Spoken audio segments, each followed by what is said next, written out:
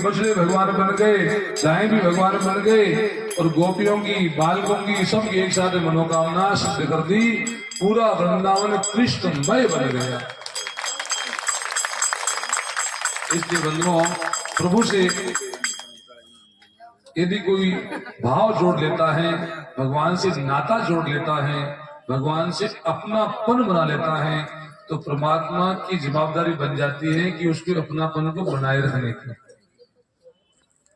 क्योंकि संसार का अपनापन तो बना रहेगा नहीं। संसार के रिश्ते, संसार की वस्तुएं, संसार की बातें, उनसे हम सदैव दूर हो रहे प्रतिपल। और भगवान से यदि हमारा थोड़ा प्रेम हो जाए तो वहां नित्य नवीनता और नित्य सामीप्यता बढ़ती जाती है। दुनिया से तो हम दूर हो रहे हैं, हम अपने जीवन से भी दूर हो रहे हैं। कोई 40 साल दूर हो गया, कोई 50 साल दूर हो गया, कोई कितना ही मौत के नजदीक पहुंच गया, कोई कितना ही पहुंच गया है। इसलिए हम तो जितने जल्दी हर पल मृत्यु की ओर जा रहे हैं, लेकिन यदि प्रभु से प्रेम हो गया तो हम भगवान की ओर अपना सामीप्य बढ़ता जाएगा। वृंदावन में भगवान की बड़ी सुंदर लीला हो रही है। आज गोपियां भगवान के पास में आई और बोल पड़ी, कन्हैया यमुना के अंदर एक भयंकर विषधर कालिया नाग रहता है, उसको देखकर हमें बड़ा भय लगता है। हे कृष्ण, हमारी गायें, हमारे बछड़े, ग्वाल बाल जब उधर जाते हैं तो हमें बड़ा भय लगता है। आप कुछ करो और उस काले नाग को वहां से दूर करो। भगवान ने उनको आश्वस्त किया है, कहा गोपिकाओं आप चिंता मत करो। आज भगवान ने मौका देखा है, अपने सभी सखाओं से कहा कि बंधुओं चलो आज हम खेलने चलेंगे। ननिहाल से आया हुआ चंदन का छोटा तो मेरे पास में है, लेकिन गेंद नहीं है। मधुमंगल पास में आया, उसने कहा गेंद तो मेरे पास में है, लेकिन एक मेरी शर्त है। बोले क्या? बोले खो जाए तो आपको लानी पड़ेगी। भगवान ने कहा ठीक है लाएंगे भैया, तुम गेंद तो लेकर आओ। अब ग्वाल बाल सभी खेलने के लिए आते हैं यमुना के तट पर, और बारी बारी एक एक गेंद को फेंक रहे हैं और चंदन के छोटे से गेंद पर मार रहे हैं। ये जो क्रिकेट का खेल है, ये कोई ब्रिटेन की, कोई अमेरिका की देन नहीं है, ये हमारे भगवान श्री कृष्ण की देन है। आज से 5,500 साल पहले यमुना के पुलिन पर, यमुना के उस सुंदर तट पर हमारे भगवान ये खेल खेल चुके हैं। अब की बात चंद्र का छोटा तो भगवान के हाथ में आता है और गेंद मधुमंगल फेंक रहा है। भगवान ने ऐसी मारी कि गेंद जाकर यमुना के बीच में गिर पड़ी। मधुमंगल दौड़ के आया, कन्हैया मेरी गेंद लेके आओ, कन्हैया मेरी गेंद लेके आओ। भगवान ने कहा मधुमंगल तू कैसी बात कर रहा है, यमुना जी में कितना तेजी से पानी बह रहा है, गेंद लेके आना संभव थोड़े है। बोले भैया आपने तो कहा था कि गेंद खो जाएगी तो मैं लेके आऊंगा, आपको लानी पड़ेगी। भगवान ने कहा मुझे तैरना भी नहीं आता है। बोले जो भी हो। तो भगवान ने कहा ठीक है भाई मैं जाता हूँ। तो भगवान ने दुपट्टे को कमर में कस लिया, अपनी मुरली को दुपट्टे में लगाया और कदम के ऊंचे पेड़ पर चढ़ गए। भगवान ने ग्वाल बालों से कहा ग्वाल बालों सखाओ मुझे तैरना आता नहीं है, एक ध्यान रखना मैं लेके आ जाऊं ठीक है, और कदाचित मैं डूब जाऊं तो कम से कम एक बार यशोदा मैया को सूचना कर देना कि कन्हैया यमुना में कूद पड़ा है। अब तो भगवान कदम के पेड़ छलांग मारते हैं और यमुना जी के अंदर कूद पड़ते हैं। कुछ क्षण तो भगवान ऊपर दिखाई दिए, भगवान तो पाताल लोक में चले गए। अब ग्वाल बाल सोचने लगे रे कन्हैया कहीं डूब तो नहीं गए हैं, और सब के सब दौड़ करके यशोदा मैया के पास में पहुंचते हैं, यशोदा मैया को सूचना करते हैं। उदे यमुना में कन्हैया मैया लेके मुरली, उदे यमुना में कन्हैया मैया लेके मुरली कन्हैया लेके मुरली, लेके मुरली कन्हैया लेके मुरली। उदे यमुना में कन्हैया मैया लेके मुरली, उदे यमुना में कन्हैया मैया लेके मुरली।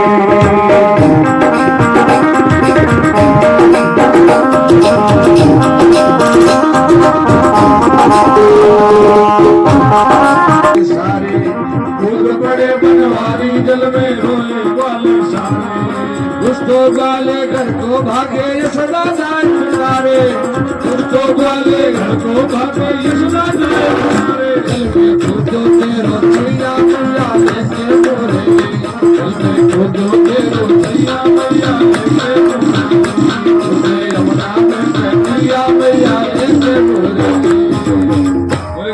कृष्ण भगवान की जय हो। भगवान को यमुना जी में कूद पड़े, ग्वाल बाल दौड़ कृष्ण मैया के पास में आए, कूदे यमुना में कन्हैया मैया लेके मुरली। मैया लाला यमुना जी में गेंद को लाने के लिए कूद पड़े हैं। कुछ देर तो हमें ऊपर दिखाई दिए और फिर आंखों से ओझल हो गए। रोवत रोवत यशोदा मैया यमुना तट पर आई, कहाँ छोड़कर चले हो मेरे कृष्ण कन्हैया।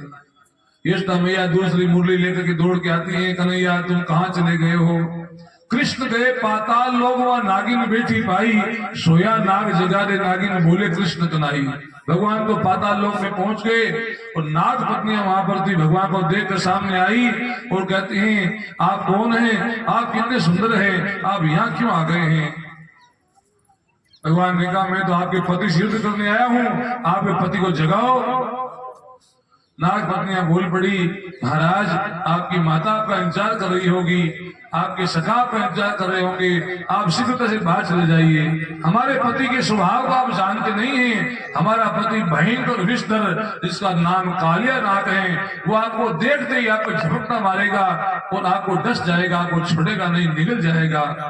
भगवान ने कहा, नाग पत्नियों, मैं तो आपके पति से युद्ध ही करने आया हूं, अपने पति को जगाइए। नाग पत्नियों ने भगवान को समझाने का प्रयास किया। भगवान ने कहा, मुझे समझाना बंद करो, अपने पति को जगाओ। जब तक मैं आपके पति से युद्ध नहीं कर लूं, तब तक मैं बाहर जाने वाला नहीं हूं। अब तो नाग पत्नियां काले नाग के पास में आती हैं और उनको जगाती हैं, हे महाभयंकर विषधारी, और नाग देवता को जगाती हैं। काले नाग जगते ही भगवान को देखकर उनके ऊपर टूट पड़ता है और भगवान के मुझे झपट्टा मारता है। प्रभु उछल के उनके पीछे की ओर आ गए। अब वे पीछे झपट्टा मारता है, भगवान उस तरफ चले जाते हैं। नाग को छका लिया है। अंत में भगवान पीछे खड़े हैं। नाग ने अपनी कुंडली लगा दी और कुंडली लगाकर ये भगवान को जैसे दबाने का प्रयास किया। भगवान उसकी कुंडली में से उछल करके उसके फणों के ऊपर आकर के कूद पड़ते हैं और जो जो फण काले नाग ऊपर करता है, उस फण के ऊपर वज्र के समान पैर से भगवान ने मारना प्रारंभ किया है। नाग के फणों से रक्त बहने लगता है। नाग पत्नियां सब की सब हाथ जोड़ करके भगवान से क्षमा याचना करती हैं। न्यायो ही दंड कृत के विशेषमिन स्वभावतार खल निग्रहाय। भगवान, आपके अवतार का एक ही प्रयोजन है, खल निग्रहाय, दुष्टों का निग्रह करना, दुष्टों को संयमित करना, दुष्टों को दुष्टता छुड़ाना, उनको सही मार्ग पे लेके आना। भगवान, हमारे पति काले नाग बड़े दुष्ट हैं, लेकिन जब से आपके चरणों का स्पर्श हुआ है, तब से तो परम पवित्र बन गए हैं। भगवान, आप उनको क्षमा कीजिए, क्योंकि बिना नाग के नाग पत्नियां रह नहीं सकेगी, हम रह नहीं सकेगी, हमारा जीवन व्यर्थ हो जाएगा। प्रभु, आप करुणा कीजिए।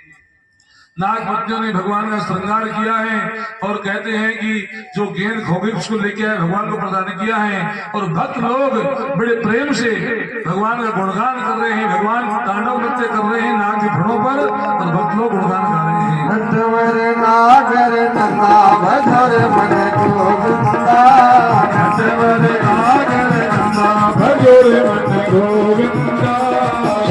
सुंदर मुख कथा भजोर मन गोविंदा, श्याम सुंदर मुख कथा भजोर मन गोविंदा।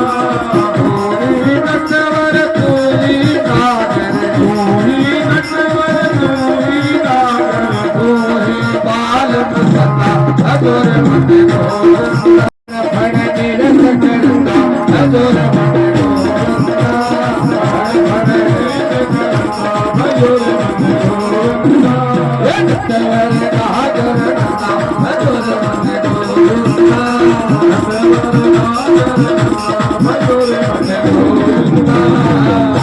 बोले भगवत भगवान की जय हो।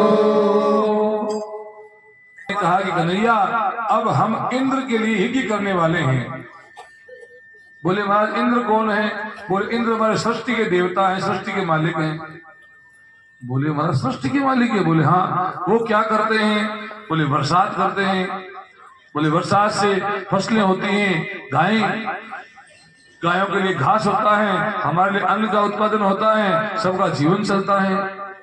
भगवान ने मन में सोचा कि सृष्टि का मालिक तो मैं बैठा हूं, इंद्र तो मेरा सेवक है, और मेरे यहाँ पर तो मुझ सृष्टिकर्ता की पूजा को छोड़ करके ये कहां पर किस प्रकार की पूजा करने लगे हैं। तो भगवान ने कहा कि बाबा, अब की बार हम इंद्र की पूजा नहीं करके गिरिराज महाराज गोवर्धन की पूजा करेंगे, क्योंकि हम ब्रजवासियों के तो देवता गोवर्धन महाराज ही हैं। गिरिराज महाराज गोवर्धन ही हमारे देवता हैं, वही हमारे मनुष्य को सिद्ध करेंगे। तो इतने में सभी नगरवासी लोग इकट्ठे हो रखे थे। तो सबने कहा कि हाँ नंद महाराज, अब की बार जो कृष्ण कहेंगे वो ही करेंगे। बोले, कोई विपत्ति आ जाएगी, समस्या आ जाएगी, तो जो नगर के बड़े बड़े समझदार लोग थे उन्होंने कहा कि जो कृष्ण कहता है वही हमारे लिए मंगलमय है, वही हमारे लिए कल्याणकारी है, हम तो वही करेंगे जो कन्हैया कह रहे हैं। अब तो भाई सबने अपने अपने घरों में 56 भोग बनाए हैं, अपनी गायों को, बछड़ों को, ग्वाल बालों को सबको साथ में लेकर के सब के सब गिरिराज महाराज के पास में गोवर्धन पर्वत के पास पहुंचते हैं। भगवान ने गिरिराज महाराज गोवर्धन की बड़े प्रेम से पूजा करवाई है। इधर इंद्र देख रहा है कि मेरी पूजा का समय तो टल रहा है, ये तो मेरी पूजा का समय है, ये कौन बालक है जिसने मुरली बजा के सबको अपने वश में कर लिया है और जो चाह रहा वही करवा रहा है। पहले तो मोह हुआ, ब्रह्मा जी को भगवान ने दूर किया, अब इंद्र को मोह हो गया कि मुझे जानता नहीं है मैं कौन हूं, ये मेरे प्रभाव को जानता नहीं है, मैं सबको डुबा दूंगा। और प्रजन्य गणों को आदेश दिया है, कहते हैं कि प्रजन्य गण सातों समुद्र जल को उठाते हैं, उधर से घटाएं उमड़ घुमड़ आती हैं, बिजलियां चमकने लगती हैं। नंद महाराज सुनंद आदि दौड़कर भगवान श्री कृष्ण के पास में आए, कन्हैया कन्हैया, लगता है कि विपत्ति का समय अब आ गया है। हमने पहले भी कहा था कि इंद्र की पूजा नहीं करेंगे तो या तो बरसात होगी नहीं, अनावृष्टि हो जाएगी, या फिर अतिवृष्टि हो जाएगी, इतनी ज्यादा बरसात होगी कि हमारा जीवन संकट में पड़ जाएगा। हे कृष्ण, अब भी समय है, अब भी हम इंद्र की पूजा कर रहे हैं तो इंद्र हमारी भूल को माफ कर सकते हैं। बोले महाराज चिंता मत कीजिए, गिरिराज महाराज गोवर्धन सर्व समर्थ हैं, यही हमारी रक्षा करने वाले हैं। और इतने में तो बंदों भयंकर मूसलाधार बरसात होने लगी। सब लोग नगरवासी दौड़ के आए, कृष्ण कृष्ण त्राहिमाम पाहिमाम, रक्षा रक्षमाम, रक्षा कीजिए। भगवान ने ग्वाल बालों को साथ में लिया, अरे सखाओ आओ, हमने गायों की सेवा की है, माता पिता का पालन किया है, गुरुओं की सेवा की है, हम पर्वत को ही छत्र की तरह उठा लेंगे। सब बोल पड़े, कन्हैया तो क्या मजाक कर रहा है। भगवान ने अपना आगे हाथ बढ़ाया है और कहते हैं कि तुरंत ही पर्वत ऊपर की ओर हो गया। प्रभु ने कनिष्ठ की अंगुली नीचे लगा दी, सब ग्वाल बाल नीचे आ गए, गायें बछड़े साजो सामान रथ हाथी सब के सब नीचे आ जाते हैं। अब कन्हैया तो अपने कनिष्ठ अंगुली को लिए से खड़े हैं, ग्वाल बालों ने अपने अपने लकड़ियां लगा रही हैं, तो ग्वाल बाल बोल पड़े, कन्हैया थोड़ी देर विश्राम कर लो, तुम थक जाओगे, परेशान हो गए होगे, तुम बैठ जाओ आराम से। ग्वाल बाल सोच रहे हैं कि कन्हैया ने तो केवल वाम हस्त बायां हाथ, उसकी कनिष्ठ अंगुली, उसका जो छोटी अंगुली का जो नाखून अग्रभाग उसको ही अड़ाए हुए हैं, ये क्यों नाटक कर रहा, तो आराम से बैठ जा। भगवान ने चलो भैया ठीक है कोई बात। तो अंगुली नीचा किया, अपने अंगुली को कनिष्ठिया को, उनकी लकड़ियां टूट पड़ी। कन्हैया रक्षा करो रक्षा करो। सबके बात समझ में आ गई कि हमारे में कोई बल नहीं है, हमारी लकड़ियों में कोई बल नहीं है, बल तो श्री कृष्ण की कनिष्ठ अंगुली के नाखून की अग्रभाग में है, जो इस भारी भरकम गिरिराज महाराज को उठाए हुए हैं। अब तो सब के सब हाथ जोड़ के बोल पड़े, कन्हैया 27 दिनों तक बंदो रात और दिन लगातार बरसात हुई, 27 दिनों तक अविराम बरसात हुई, एक भी बूंद पृथ्वी पर नहीं गिरी। परीक्षित महाराज ने हाथ जोड़े, कहा गुरुदेव भगवान ने ऐसा क्या किया तो एक भी बूंद पृथ्वी पर नहीं गिरी।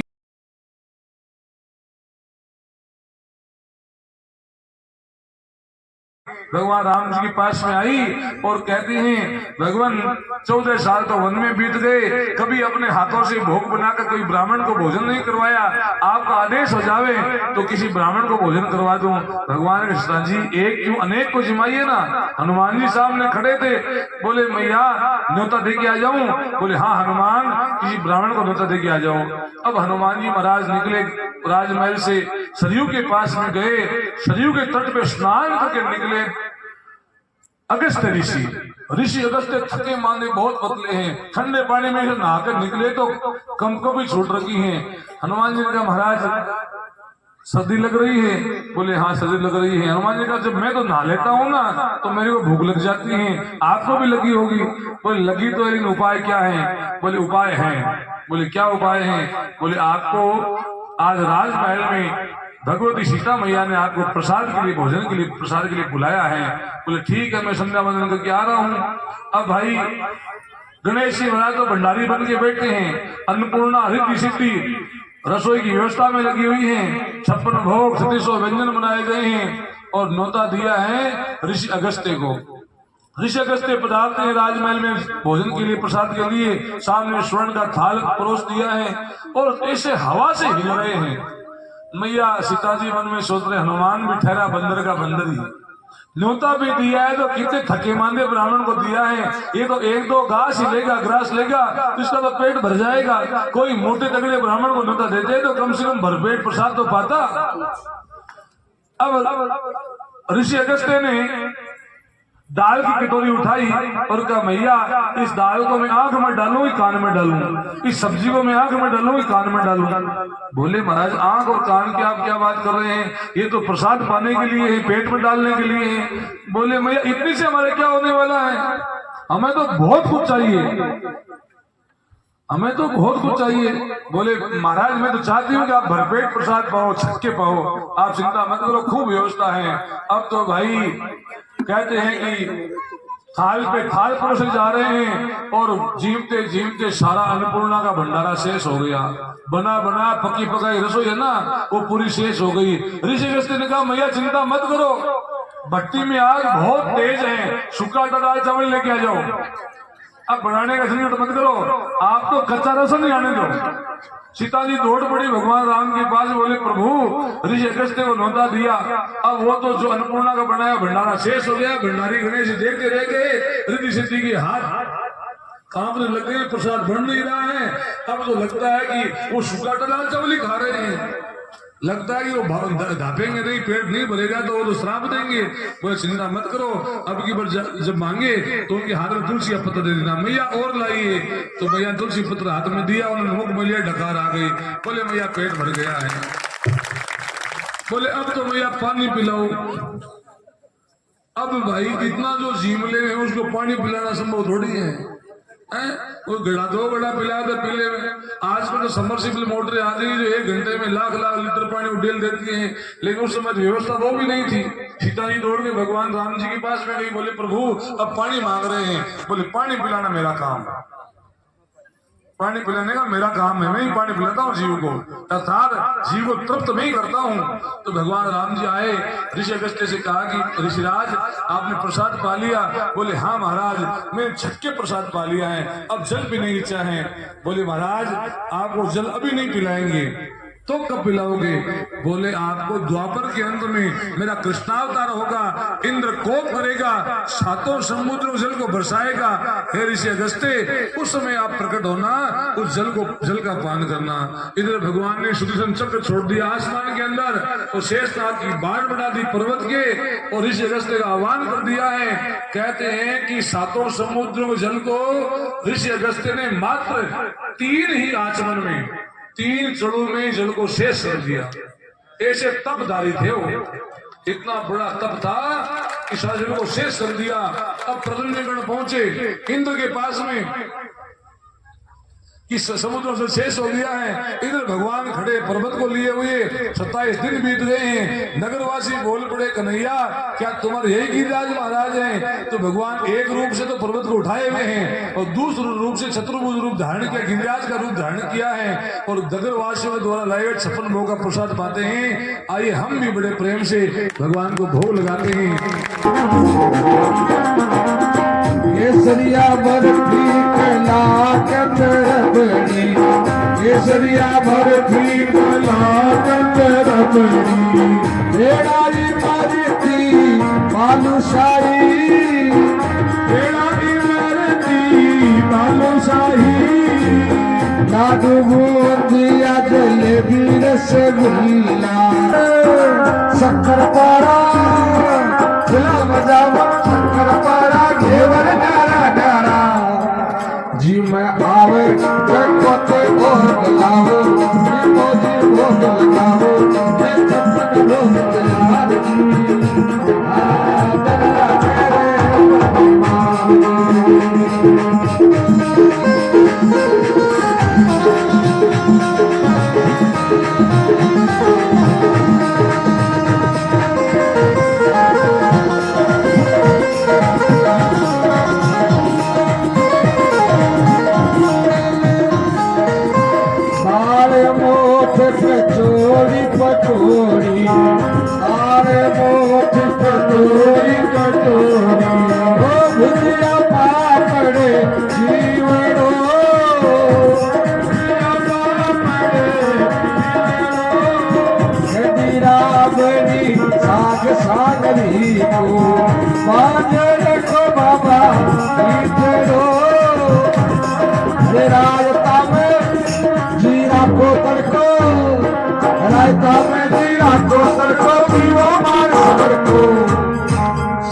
गाछ नीचे गाओ वो गाओ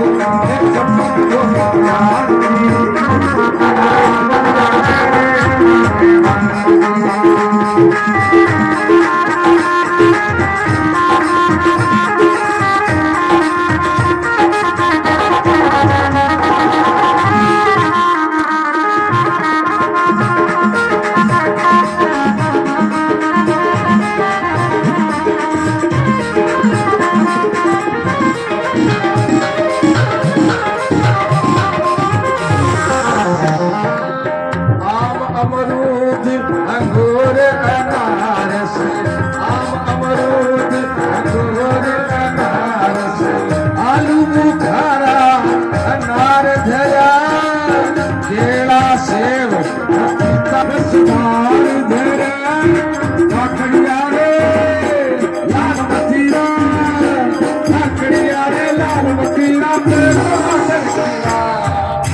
नींबू काटो थोड़ा